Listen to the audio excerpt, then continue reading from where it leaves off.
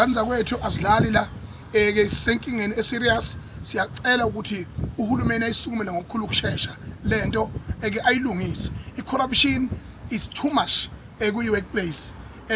futhi yenziwa zinkampani ikakhulukazi zamabhunu abelungu kuzoba ezamandiya bese kuzoba ama-government department yabona ngoba abekho abantu abamnyama abanenkampani eyiphilayo abantu abamnyama baxosha ikati eziko noma ngabe ikuphi lokho bibiza ngamalundi akho malundi lapha abakwethu so siyingcokolela ayikhali malundi nje akho umuntu nje onemali umuntu omnyama nje unemali akekho nje yabo ngaphandle laba omahlala laba soke beyiqoshela imali kuhulumeni bekhuthuza yabo njoba nabo nje behleli lapha ema-IC so iyona le nto leyo ebalekile ningizima Afrika ukuthi ngicela siyazi nje manje mfowethu ngiyacela ukuthi njengoba urepresent abasebenzi abama-firefighter icala leli ukuthi ungahola imali encane kangaka engahola kushona isalukazi isihola impesheni nonke eningizimu Afrika ngithi kunjalo wonke ama-firefighters yiwo lawo engingabone national yiwo lawo engingabone esuke eyale eCanada ngokhole lokho eCanada ilokhu imali efuna ngabe bayihola ngokuya kwabo elokhu eCanada ilokhu ibaye lapha ko-700,000 elokhu efisa ngabe bayithola 700,000 imali efuna ngabe bayithola kodwa mase sebefike uma kodwa mase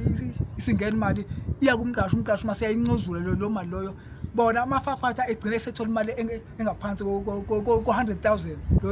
lo mali leyo yabo lo mali leyo and i-tax iphinde ishaye futhi lo tax leyo abangayazi ukuthi yiphi lo tax ngoba mesiya lapha kosazi sithi so check-a khona bafike bese kayido kasazi umqashi wethu uyiclaimile imali yabo kusesikhathi bathi ayikho imali ubani igama lomqashi wenu kahle hle uyena umuntu nje enireport kuyena omqashi wenu inkampani enireport kuyona ubani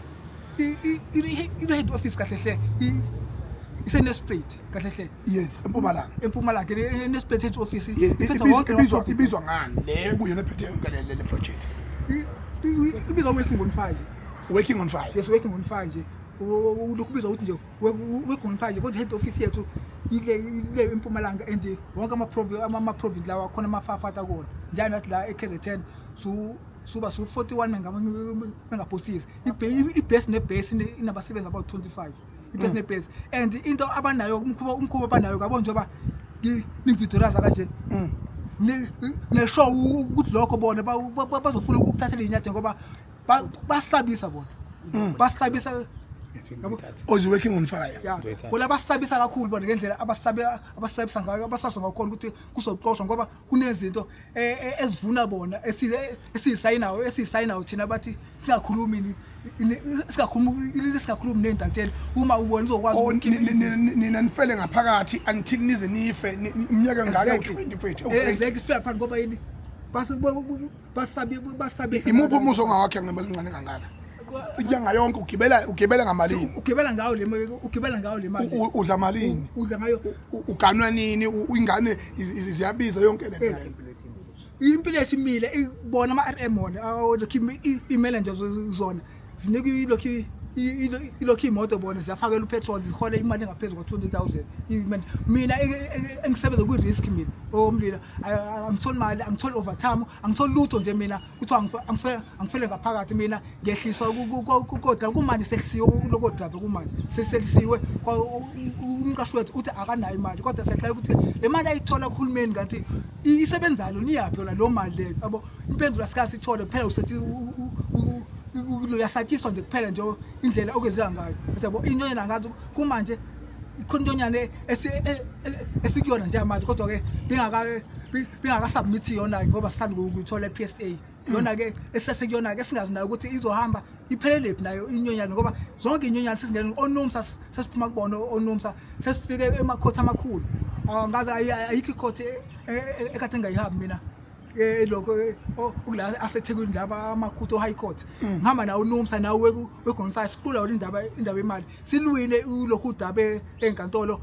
uwegonfire mase yalibazisa udala ejele ufaka appeal mibuye appeal to wegonfire winile asazi ukuthi uwina kanjani ngibeli sihola le mali ulo 2000 ngoba 2000 awenzi lutho ngikugele namhlanje mina ngiqale emsebenzini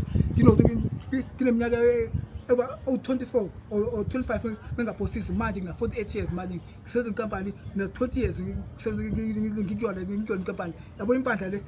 imvelele khona lekhaya bengenampandla ngifika la bengisanophuma esikoleni bengenampandla kodwa manje impandla imvelele khona la and siyagcelazwa siyagijinyiswa kuningi nje kwenzakalayo okwrong ungasuthola ilo contract yethu i-contract yethu yasidindezela kakhulu i-contract yethu abayenzayo akukho kuvuna thina yabo akukho kuvuna thina isonto nge-first season sasisebenza isonto kodwa asitholi dull pay asitholi lutho umholo wakho nje